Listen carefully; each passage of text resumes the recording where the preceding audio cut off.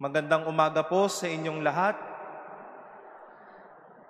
After days of suffering from storms, we thank the Lord for making this Sunday sunny and possible, and for letting us gather once again as a family of faith. And although we enjoy the heat of the sun, patuloy po tayong nagpapaabot ng tulong natin at ng ating mga panalangin sa mga kapatid nating matindi ang pinagdaanan dahil sa bagyong Christine. And we also extend to them our prayers and our support. My dear brothers and sisters, we have a very special character in today's gospel in the person of Bartimaeus. And Saint Mark was so swift and clear by defining this man as a blind man. Pero isang tao din po siyang marahil nakalimutan na ng mga tao. Isang taong naisantabi, isang taong iniwan, isang taong nag-iisa. As what we've heard, Jesus was with a sizable crowd, and here comes a blind man alone with no one else. No one, even his family was not with him during those moments when he was suffering. And I wish to at least let us study the name Bartimaeus. In a way, we have three simple definitions on what is his name. First is that Bartimaeus literally is the son of Timaeus, number one.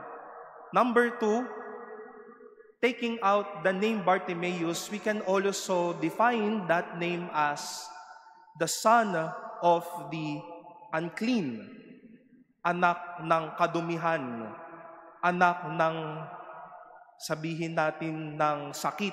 No?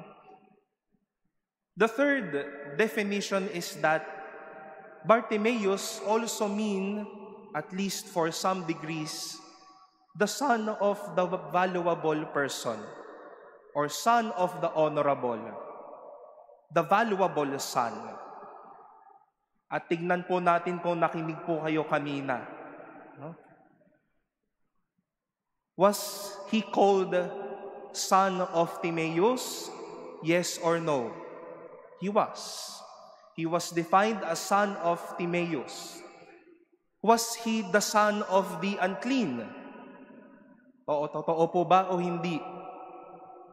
Totoo. Dahil bilang isang bulag na tao, automatic, dahil may kapansanan ka, you are regarded as an unclean person. PWD ka, so to say. Wala kang papeles sa lipunan na ito. You are out of our community. But then, was he the honorable son or the venerable son from what we've heard? Certainly not. But what happened to him? Papunta po si Jesus kasama ang sandabakmak na tao papunta sa Jerusalem galing sa Jericho.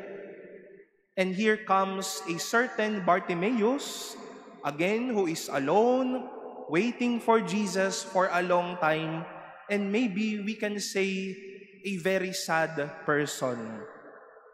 Muli, pinahalagahan ba ang taong ito? Narinig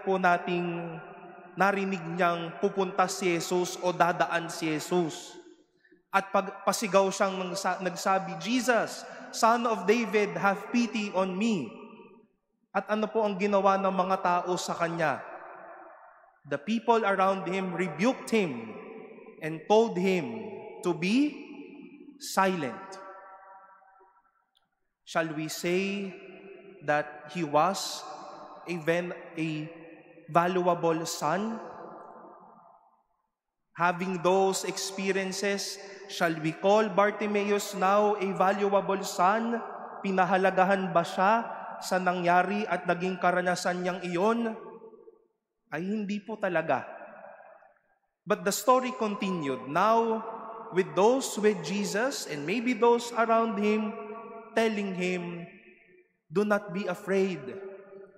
Jesus is calling you.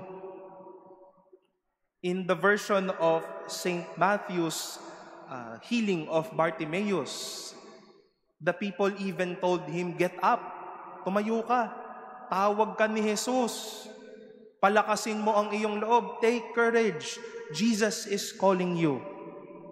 And more than these people, here came Jesus, na hindi iniisip na kahit ba madumitong taong ito, but then He took that blind man as His valuable brother.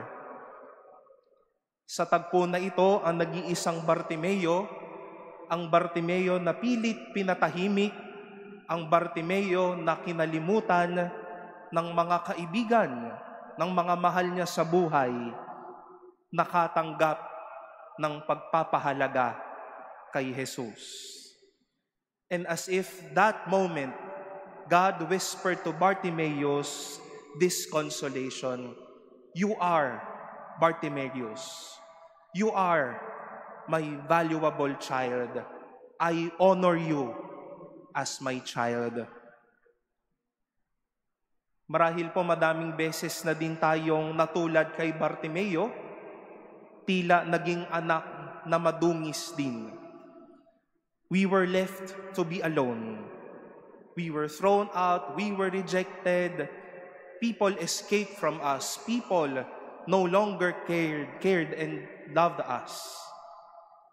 At marahil ang mga nagdaang araw pong ito ay nagpakita sa ating mga mata ng mukha ng sandamakmak na Bartimeo dito sa Pilipinas, na hindi tinulungan, pinirahan pa, hindi na inintindi, pinagtawanan pa, and I wish to say, pinulitika pa, hindi pinahalagahan. You may be feeling the same as Bartimaeus. While everyone is enjoying Jesus in their midst, you were alone. You may be suffering right now as well. Nag-aalala sa mga mahal sa buhay na talagang napinsala ng bagyo. Sa mga mahal sa buhay na mga may sakit. O baka tayo din na may dinadala at dinadamdam. But as to what happened with Bartimaeus, Jesus is on His way to you. Listen to God telling you, you are my valuable child. I honor you as my child. And isn't it that at every Sunday that we go to Mass, whenever we pray, or sa marami po sa inyo, marami sa atin, whenever we are inside this cathedral, we renew our being Bartimaeus. We are blind, we are dirty, we are sinful, we are dreadful, we are sorrowful. But again, listen to God telling you, you are my valuable child. I honor you as my child. Tayo din ba kaya po nating sabihin iyan sa madaming mga Bartimeo sa buhay nating ito? In the many faces of the Bartimaeus who may need a helping hand, to many Bartimaeus who is alone, to many Bartimaeus who are still being silenced because they are valueless, they are little. Kung sa puntong ito na sinasariwa po ng Diyos sa atin bilang mga anak na mahalaga tayo sa Kanya at pinaparangalan natin siya. Magkaroon nawa tayo ng tapang na sabihin din ito sa madaming tao, sa mga Bartimeyong napatahimik o napahirapan ng buhay. Tulad ko, ikaw din si Bartimeo. Mahalaga kang anak ng Diyos. Mahalaga ka din sa akin. Dinadangal ka ng Diyos. Dinadangal din kita sa buhay ko.